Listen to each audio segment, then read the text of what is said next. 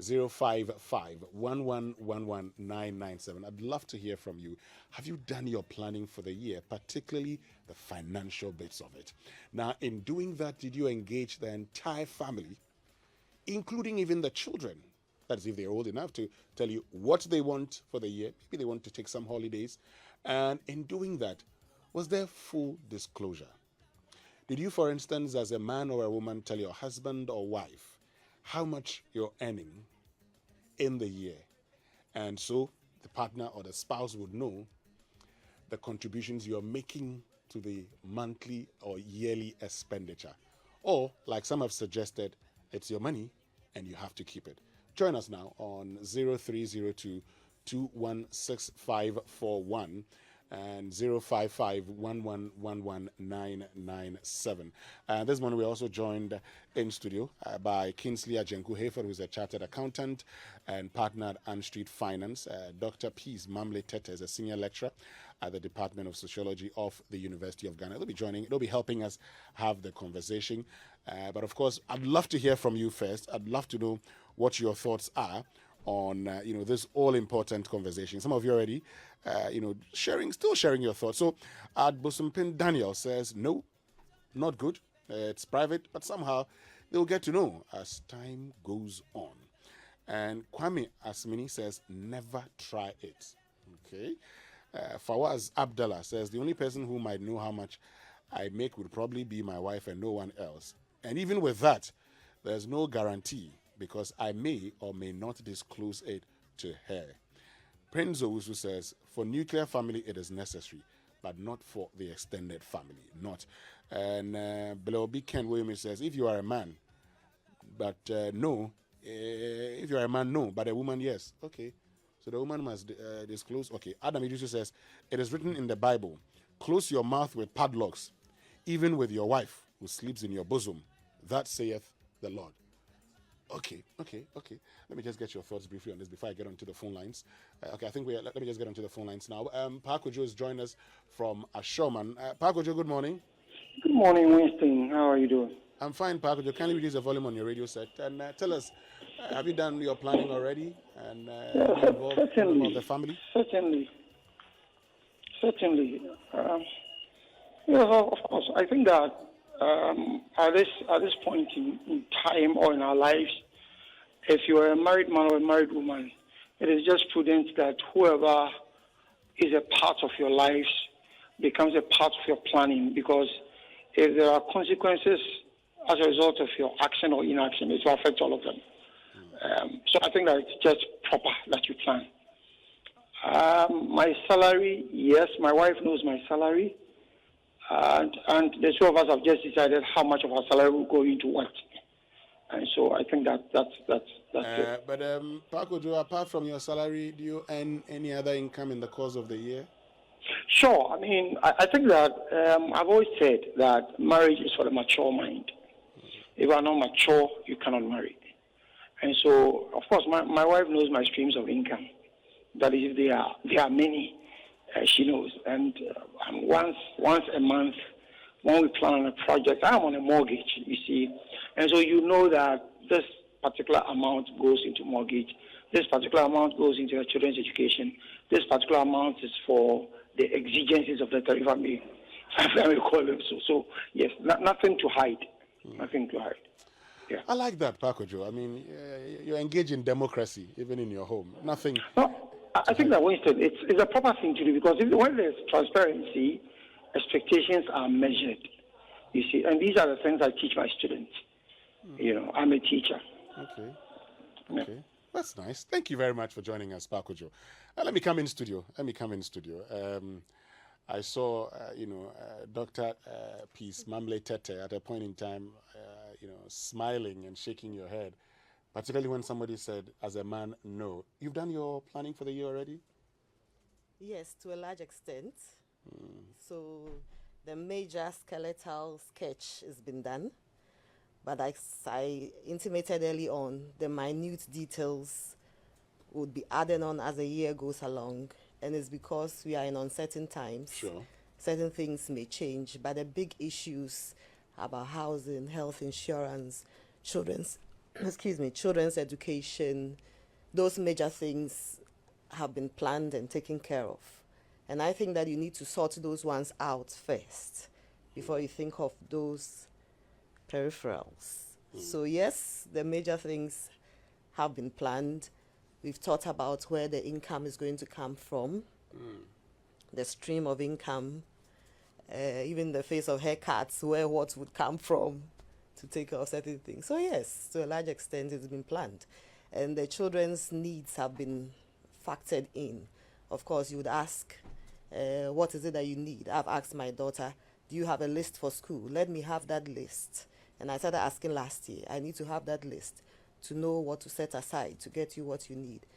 And even though I say we've planned, I think that you don't take a day to plan. I've been planning this year from last year. Okay.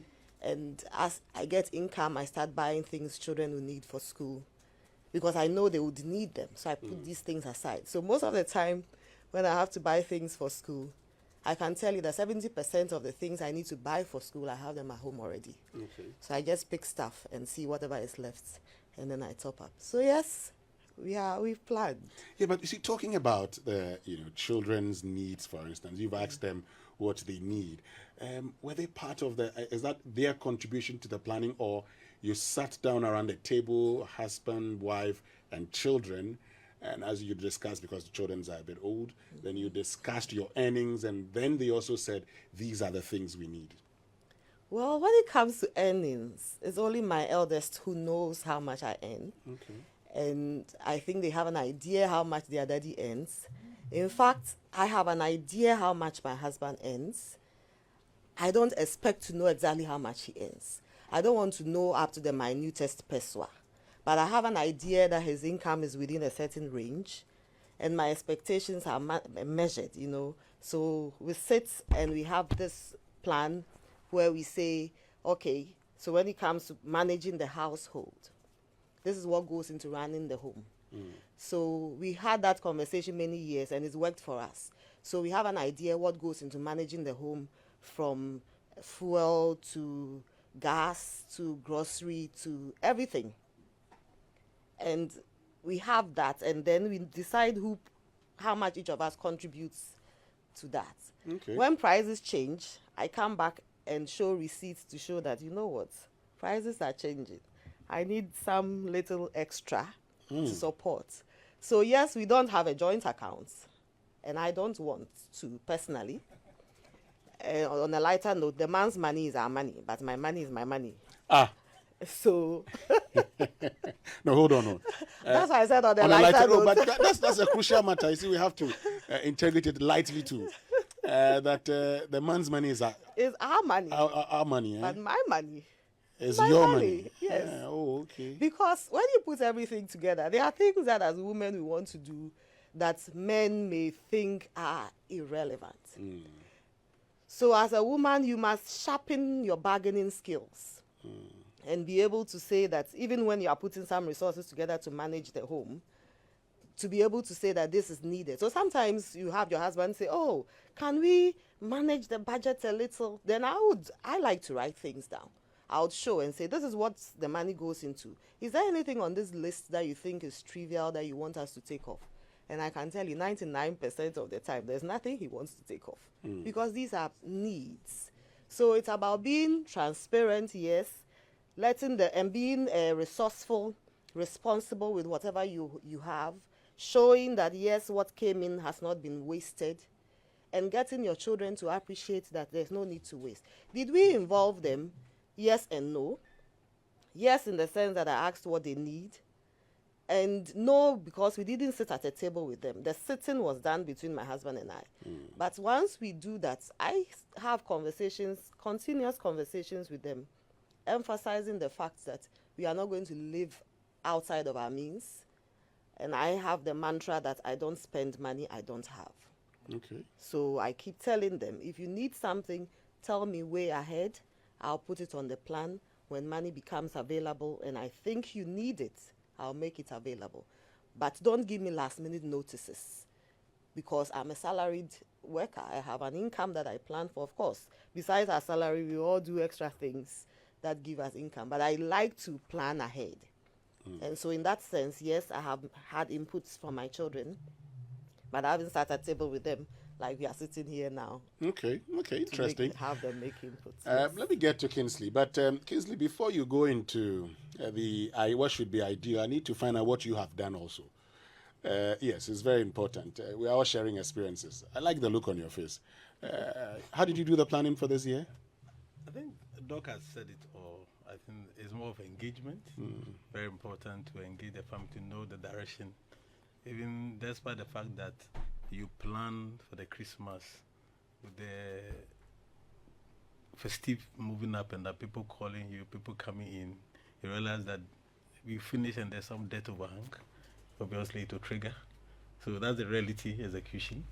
And so you quickly have to assess the damage and put structures in place to restructure what needs to be structured, and then engage the family. Because sometimes some of the cost came up just like that. Oh, have you forgotten this person, that person? So even though we are following a very tight budget for the Christmas, it triggers. And so that's the reality.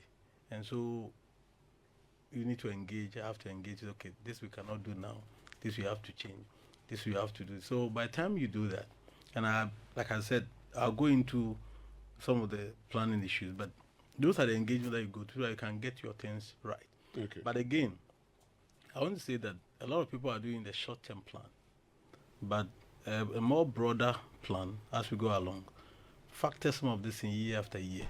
So every year you know what are the issues, some adjustments that you have to make. So these are the real issues, but I did my engagement. Okay, how did you go about your engagement? So, Kingsley Adjinku-Hayford, when you did your engagement, did you tell your spouse your income for the year, expected income? I know you would have done your plans already. You have your budgets. You would have decided what would be your expected income for the year and your expected expenditure, projected expenditure. Did you tell your spouse, for instance, your projected income for the year in total? First of all, she knows my income. She knows my income. That's all. So, and there are projects that we are pushing through, that we are working on, and it's going on as planned. None of them has failed. Okay. So she's clear and knows where things are going. So in that case, make it easier and to discuss all issues, what you need to cut and what you don't need to cut. So first is your wife. I did that. It's perfect. The understanding is there. Usually, you see, let me say, marriage will expose and have exposed a lot of people financially. That's critical. Marriage. How does marriage expose people? It will expose your financial strategy, your financial management skills. So you can misbehave and misbehave. Marriage will expose you nicely. It will bring you to align you. It will disgrace you. You see, when your children are sacked from school, that's marriage. It's a school. It's a learning. And so the young people who want to marry, you need to be very careful. Read, get all the explanations and how to manage your family. And then the openness. Again, I believe that not all families are the same. Let's be very careful. Because if you study women and financial vulnerability, they leave a lot of things to the men to run. Now that it's a bit changing, as people are getting more educated and also earning income, they believe that they have to manage their resources well. But usually it's my husband, like doctor said, this is my money, your money is mine. So now that she's earning some incomes, now she's just being tight. You see that her engagement in the planning process is on point. Because but most of the time it's the men that there's the pressure on us to be able to do that. So from day one, before you marry, you must be clear. In the relationship, as you court, you'll be able to know the kind of woman you are dealing with, her support level, her thinking. Even the planning of the wedding tells you something else. You see, why don't you cut this? How will the planning of the wedding tell you? What can it tell you? Obviously, the kind of wedding, every woman wants to have an exciting wedding. Perfect. It's once in their lifetime. But again, you must look at your budget, how much you have. It plays the same when you marry. Your children want your children to look good, be in the best of school, but it's about your income. If it's not there, you have to find alternative. If they have to go to government school, they go there. Then you have to make an adjustment. Okay, if they are going to government school, what support level must I give them to be able to succeed? Many years ago, the last great men have come from the villages. Yeah. It is today that something is wrong, where people are paying $5,000 for some primary schools. I don't even get it. If God has blessed you with kids, and they know. If you support them, they will do it. Okay. They can go to AS primary school. They will get 1-1. So these are the real issues. So in the courting and the conversation, you see the kind of woman you have. She's not ready to even adjust to the conversation. Okay. So therefore, as you enter into the marriage, you realize that when you are discussing finances, you must look at the person, and then it will depend on the level of openness. So these are real issues. That will not be ideal in the You've whole talked situation. about financial vulnerability of women, for instance. So that will lead me to the question, are there certain women that you must not disclose your income to? Yes and no. Yes, because it has to be gradual. You see, take the person step by step. If you open $10,000 and he brings a budget that swallows it all, you give a signal. For the first time, then you open another one again, 20,000. So every stage you see that continuously the person is spending. Is it also the case that, the human want is a lot of times dependent on ability to provide? And here I'm choosing wants. Now, if you can afford, you do a lot of things. And so if the money is there, we'll spend it. The question is, if I tell I have $10,000, is that all, or there's more? So you need to ask a good question. Probably so, is that all? You have more. If there's more, we can discuss them more, and whatever reasons assigned to them, and then we can say, okay, we can spend the 10. But some people, by the mere fact that you are now my salary is $10,000 a month or 10,000 Ghana cedis a month, immediately they have plans. They want this, they want this, they want this, they want. So it changes the whole conversation. And so sometimes it's difficult. There's a lot of fights, there's this argument here and there. You can afford, look at the income. Some people are earning 1,500. Look at what they are doing. Meanwhile, they are borrowing. Those people are borrowing to finance their lives. So you are earning 10,000, and then buy me some nice wig. He said no. Buy me this. He said no. Shoe is this. You can do natural hair. No, that's not natural hair. Even that one is expensive, bro. Now the first one is expensive, but after that it's affordable. Right, there are other factors. There are other dresses too. Change the bag. So women generally, yes, they want to look good, everything. You want to provide for them, but first understand them and know the state they are in, and build them to a point where the full disclosure will help, so that you all can understand where you are and the responsibility ahead of you to tackle. I'll get to you on how you can build them to the point where the full disclosure would help. But I saw Dr. Mamle Tetteh, the point, shaking the head. If you want to use a lot of bags, this is my very good friend. If you want to use a lot of bags, sell bags too. It will help. Sometimes you can change them. Obviously. If you're selling the bags yourself, you change them. But you got Aaron laughing. Let me get back to you. Yes. So you were, shaking your head at a point. I was asking a very simple question. Okay. Are there times that it's better for a man, for instance, not to be open about his, income to a woman? Is it all women that you must be open to, or for some women you have to be careful? Well, my answer is yes and no. It depends on the woman you are with. If you notice, like my brother said, that a woman tends to be frivolous, you may want to withhold some information, not because you are being deceitful, but because you want to protect some income for the family. But personally, I cherish transparency, and I like to be in control of things. If I know that all we have is 1,000 cedis, I won't make excessive demands. And oftentimes, even when I'm asked what I want, I don't know whether it's a weakness or not. My first or immediate instinct is what the children want. So long as the children's needs are met, I am happy and content. And as a woman, I like to also provide a lot of the things I need for myself. Okay. So shoes, bags, hair, clothing, perfume. Of course, it's only when it comes to perfume that I like my husband to pamper me with it. But many of the other things, when you feel, and this is very personal, you feel kind of like, oh, this is his presence. There's a bit of it that you want him to buy. So for me, it's perfume. I don't know what it is for other women. But I personally believe that you should not inundate your husband with so many requests, and sometimes in their bid to please you, they are burdened and quiet and carrying the load. Like I can say, they are crouching from my ebu.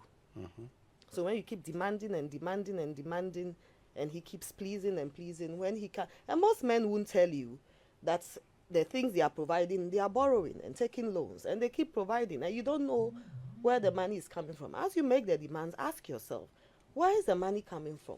I have sometimes asked my husband, where is this coming from? And he will tell me where it comes from.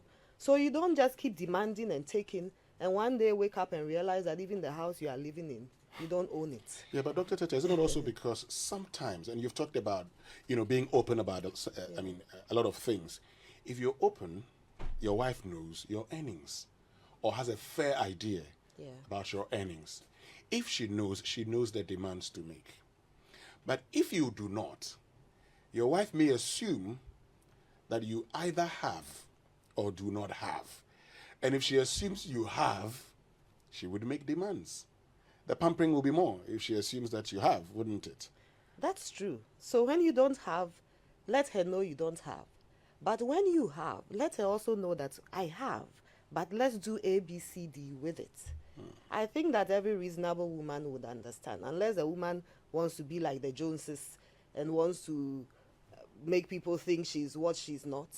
But every woman who is focused and knows where she's going and where the family is going would be reasonable if they know that, okay, this is how much you earn. If your husband earns 1,000, why go making demands that cost 10,000? Of course, he will go borrow to come and please you. Or maybe you are comparing yourself to other families and saying, these people have that, why don't we have that? So it's mainly prioritizing and knowing what you need at every point in time, and most importantly, what you can afford. In these times we are in, you must check yourself consistently. Can I afford it before you make any moves? Can I afford it? I'll come back to you shortly. Can I afford it before I make any move? This morning we're joined by Kingsley Adjinku-Hayford, who is Chartered Accountant and partner of Aanstreet Finance, and Dr. Peace Mamle Tetteh, who is a senior lecturer at the Department of Sociology, University of Ghana, Legon. We're talking about financial planning for the whole family. And we're asking, as a couple, do you sit down together, plan, and do you even involve the children? Okay, it's not just saying, what would you need in a year, but sometimes getting them to sit down on a table, around a table with you to appreciate, some of the things that you're also going through and some of the expenditure cuts you want to even engage in, for instance. So if you're just joining us, that's the conversation we're having. Yes, Kingsley, you want to make a point? Let me make this point. I think that decision making is key. And as a man, you are the captain of the ship. Sometimes you need to take tough decisions, especially when you make full disclosure. You must be tough and say that this is the income, 10,000. These are areas that we are putting the money to, and these are very good objectives. If you have a woman or a wife that will change the situation here and there, this is where you need to be firm. Sometimes there will be some misunderstanding, but trust me, a month or two, she will appreciate the reason for that tough decision. So that's an area that men should also look at, where you have a challenge. Now, let me also this, apart from women vulnerability, let me say this, some men are funny. Let me hit them straight. They are funny. How? Because now the ladies are working hard. They are earning even more than the men. When they discover that the women, their salary is 10,000, 12,000, that is where they have ideas and plans. Every day they have some idea. Every day they have. So now even the guys are strategically marrying. They call it a strategic marriage. Marrying. He works with this bank, position himself to marry. So you'll be disgraced in the process. How would you be disgraced? What's wrong with it? The two shall become one. You go in and then you start demanding things that doesn't help. You want to know the lady's salary, I have this, we finance, I want to buy this shoe. Then it's like you are being taken care of. Yes, there's nothing wrong. But if you go in marriage with those ideas, that's where I also want women to be a bit careful here. There's nothing wrong supporting your husband, but do it in phases. Phase one, he requests for X. He knows that you have 500,000. He will bring a 100,000 proposal. No, take. He will come by and say, oh, there's something wrong, it won't bad. The second proposal will come, oh, I need around 250 to pump into it. No problem. third one, after the fourth one, sit him down. Tell him point blank that I will not finance you again. Secondly, if he makes it difficult for you, call somebody that he respects. His mother or father is one. Call them, look, I have financed your son for 3 consecutive periods, totaling 1 million. Who will do that? And continuously, this is the kind of arrangement he's going with me. At that point, he will sit up and be honest and truthful. So, in as much as women also do that, men do that, especially now that the women are earning well, seriously. And so, it's a whole thing that needs to be managed. Men must be men. They must work. They must identify opportunities in the system and create more revenue and income to support. And have your plan. It is a plan that delivers the whole idea, the whole success story. If you are doing your planning, 3 things are key, and I just want everybody to know. Number 1 is your family structure. You cannot do planning without considering your dependents and your wife in the process, because your idea is to improve the quality of their life. And so anytime you take them out, you are in for sickness. Let me add financial stress. Number 1, insomnia or sleepless difficulties. You have relationship difficulties. You have gastrointestinal problems. I want to be science-based. All the doctors know.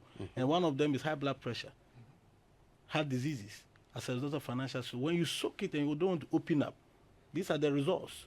Anxiety. For example, to go and do typhoid test or malaria test, nobody wants to have malaria. There's some level of fear and worry. That is normal. But psychologists will help beyond that. When it's so intense and excessive, then it's a worry. Then you move into depression. And so these are challenges when you don't open up. There's a lot of financial stress. And if you go down and your health is critical in your financial planning, again, you also need to look at your age. As you are aging, be careful of because as you age, some of your decisions are not the best, or the responsibility becomes too high. So you factor them in. And then your health. So if you're able to put all these together, then it tells you that openness is a must. It helps. So this morning, if you are listening to us, openness will take you away from all manner of diseases. So somebody sent a message and said, as a man, you don't need to be open. You probably could declare 60%.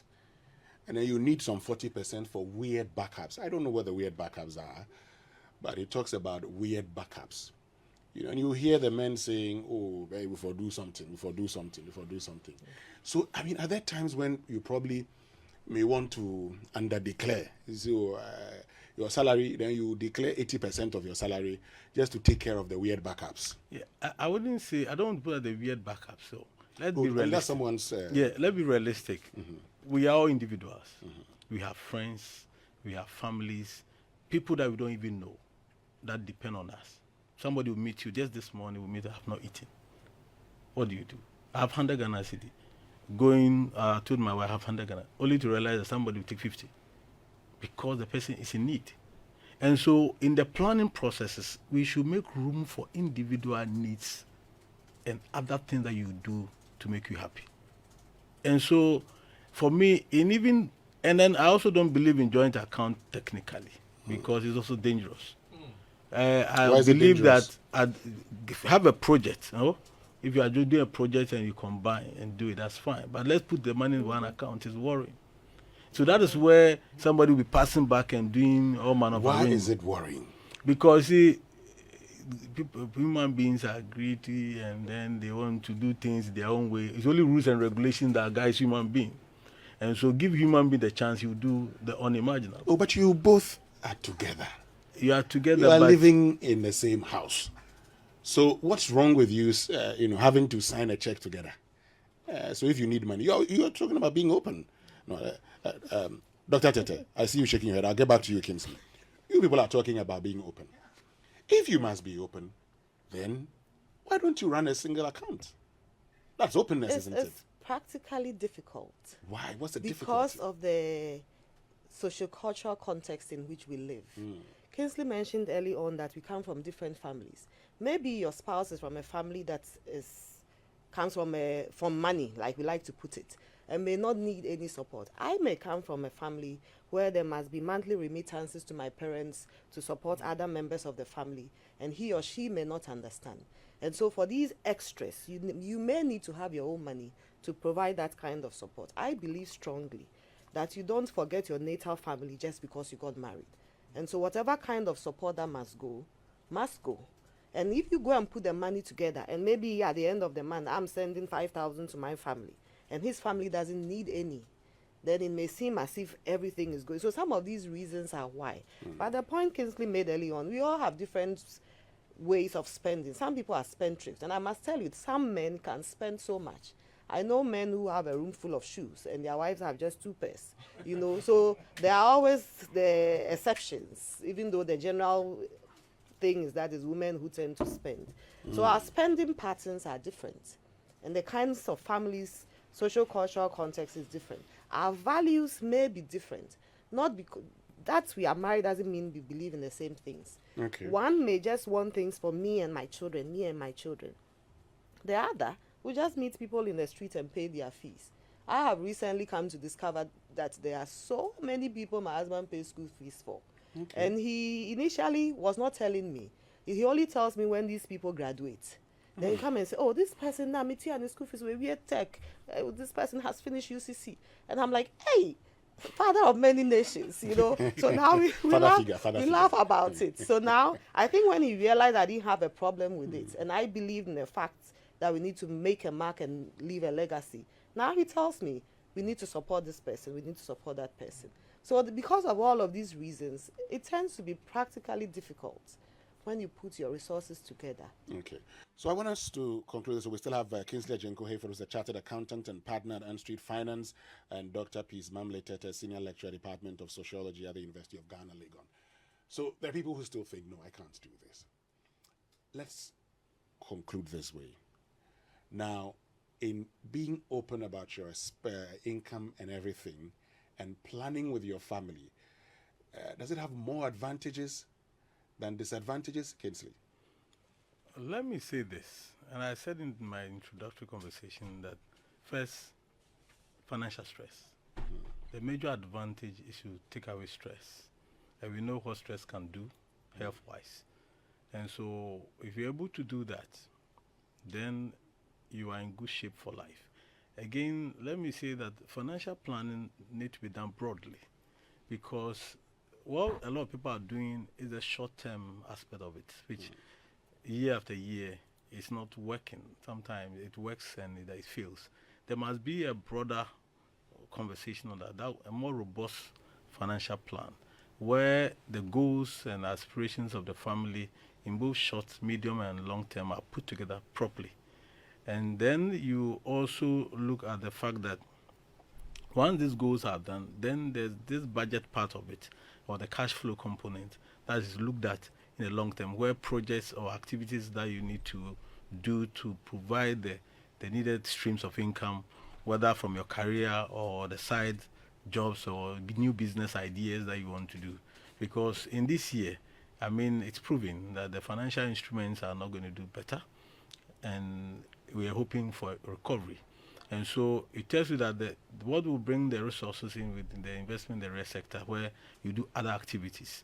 Now, you also need to look at your debt management plan within the family, because people are on mortgage. People have taken loans, to personal loans for vehicles and all these things. So if you don't have a proper debt management plan that will take care of the family needs or whatever you've done for 2, 3, 4, 5 years, then you see, in discussing all this is where it brings in the openness, the joint account issues, because it becomes more broader. And then you see that we need to do this project and it requires a joint account. In that case, we deploy money and have just, because we write check only when you're going to buy cement. We write checks only when you're paying for labor. We write checks only when you are doing specific activity for the project. So joint accounts can be used differently, where it's well structured within the broader plan. Again, in doing the plan is retirement. I say retirement because 3 things can retire you. Either you voluntarily decide to retire, or sicknesses, or they fire you. Okay, yeah, sure. It can force you. That is why in your planning, you must factor in the fact that what if something happens, the unexpected. Again, in the plan, you must also look at your emergency funds to say that after doing all, in case there's a difficulty, what do I do? So there must be some cash and cash equivalent, meaning that physical cash that you can use to address things. Then there is also the insurance coverage, very, very important. That's the risk management part. In fact, this year, we need a lot of risk management in the planning. Fine, it's a complex one. That's why sometimes you cannot sit at home and do it. You need an expert advice to be able to have a broader one where it captures a lot. Because whatever asset, your life itself is a serious revenue generating machinery. That's why you have life insurance. It's the first most important asset, economic asset. Then you have your building, you have your cars, all this must have insurance, because now if you look at the interior and decor of some homes, and something goes bust, is the most expensive. You cannot recover. And so you need an insurance to cover the components of what's in there. So if you're able to do all this broadly, then you see that your plan is taking shape. Then you also look at your estate. Your estate is whilst you're alive. What will happen to your assets and property? Who manages what? If you are not alive, what will happen? So this is what families should stick to. A more broader, it can be a 10-year plan where every year is reviewed. So you visit it and then you go. I remember, but let me say this. I have not forgotten. My first plan I did was when I got married. On the wedding night. Ah. Oh, yes. Kingsley, on the wedding night? Yes. What plan was that? I did a 10-year plan. But that's when you should be, thinking about... I don't know what, but you see, every single thing that we discuss, luckily there was somebody gave us a book. I don't know. We took that, I said, let's write the things we will do the next 10 years and what we will execute it, including the number of children. It's amazing. And so, and then when we finished, I signed off and put a date. She signed off, she put a date. And I gave it to her to keep, including the marriage certificate. After 10 years, I went, every single thing has been delivered. So a plan is critical. That's why I said that marriage will expose you financially. If you are not ready. If you are not ready. Okay, I'll get back to you. Let me get to Dr. Tetteh. So, reading all the messages this morning, we've been reading it, and it's obvious that from a lot of the young people, they see more disadvantages. They say, look, I went for the interview alone. My name is on, the salary. It's on my, job offer letter. Why do I need to come and tell somebody how much I earn? After all, it's my money. And so all I need is to say, okay, I have planned for the year on my own. If the house needs things, the things that the house needs, tell me, and I'll sign it off. I pay it, and that's the end of it. You might as well keep your money. All I know is that I have given you what the house needs. What's the big deal? Are there any disadvantages to planning together financially, or you still see that the advantages outweigh the disadvantages? Well, I think that if you plan together, if you plan together, it holds a lot of benefits for yourself as an individual, for your union, and even for your children. And that's because marriage basically is accountability. The day you say I do, it means that you become accountable to the other person. You can't say this is my plan and you are out of it. Kingsley asked a question that I ask myself silently every day. And I get to talk to a lot of women about that. God forbid, should the Lord call home your husband today, can you stand? And that's very critical. It's a question every woman must ask herself. And that's why I believe that ideally, unless it's for health reasons, or everybody must earn some income, however little.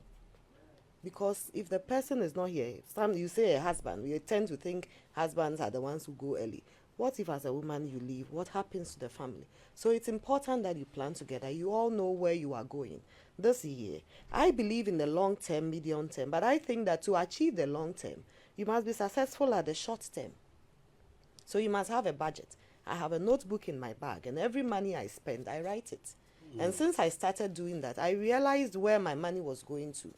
One of the things that can help us in our budgeting It's when you note these things down and you see where money goes that may be wasteful, then you start taking the austerity measures, what you probably can cut out and rechannel into other areas, so you don't waste money. Once you have a goal, we are doing this project, even children's education is a project. And once you are all putting your resources to it, you don't ask for frivolous things or spend, because you know that there's something to do. Earlier on, Kingsley was talking about Christmas. My husband and I have a principle where we pay school fees for the following year before Christmas. Okay. So before Christmas, fees are paid. Everything is done. Where we have the means, we pay fees for a whole year, a whole school year. You know, and once you do that, there is a certain peace you have that should anything change, that is sorted out. You don't want your kids out of school. So the benefits outweigh the minuses, if I should put it that way.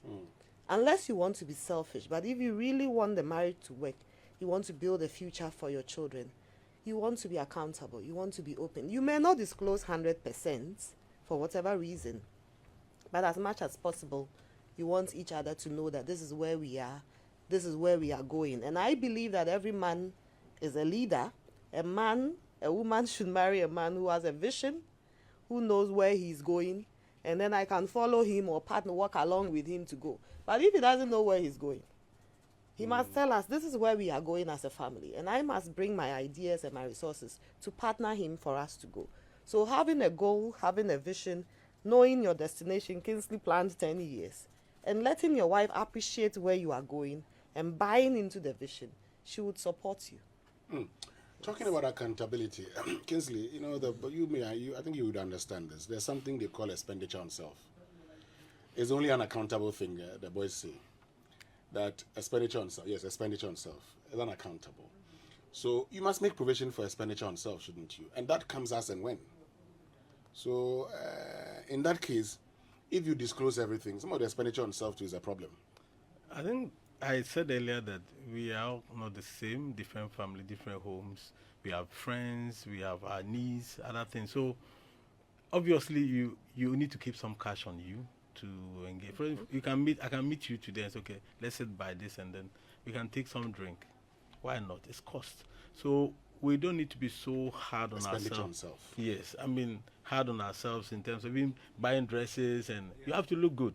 Oh, looking good is important. Yeah. Sometimes your wife says, "Oh, I like what you are wearing." It's the same thing. The same thing your wife also buys. You should be happy. But at the end, it shouldn't affect the core, the key objective. For example, where the school fees to be paid, you say you are going to buy a suit. There's something wrong. Where the school fees to be paid, you say you want to buy some human hair. These are the challenges. But it's good to look good. And all of you, when you go out there, I mean, you feel good looking at your wife and everything. If you see other women, they are looking good, and your wife, you should feel bad. I mean, that's point. So if you have other men, oh wow, the man is looking like your husband can look the same. Take care of yourself. And it's also part of it. It refreshes you. It takes away stress. Yeah. But don't overdo it to the extent that it will affect the family budget, and to the extent that the children cannot go to school, their medical bills cannot be addressed, and all those. And if you're able to do all this, it's quite clear that it should be fine. Again, I think one thing that I also didn't mention, it's important that people do the planning at all costs, because your net worth as at January is critical. How many people know our net worth today?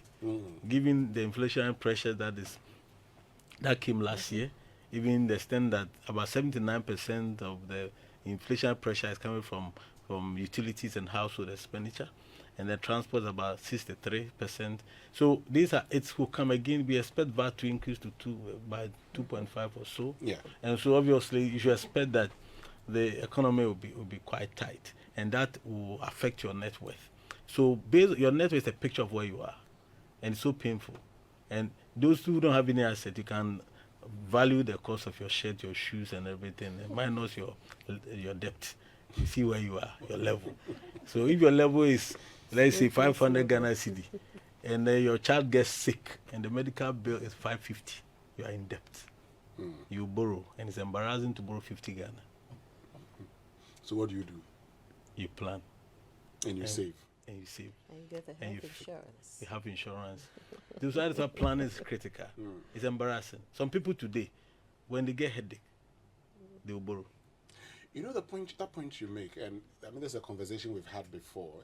I'll just chip this in. We've said a lot of people are just one major health crisis away from being broke. Look, a lot of us, if you find yourself in a major health crisis, the money that you would spend, you're finished. And that's where the savings come. Yes, the health insurance, very important, but there are some times that the health insurance doesn't cover everything. So you would have to top up. And if you have to top up, do you have the finances to top up? Is a critical question. On that note, you made a point earlier, and I asked that question, which you didn't deal with. The fact that you said you should help your partner to be able to appreciate where you are getting to and the kind of expenditure you should engage in. How do you help your partner to get there? There are two things in your planning. There's the retirement component, which I've mentioned, that you retire to, of course, where you cannot do or cannot work or generate income, whether by age or by you getting sick. Now, the other component is what life changes. Every lifestyle changes, introduce additional costs, and it changes the dynamics.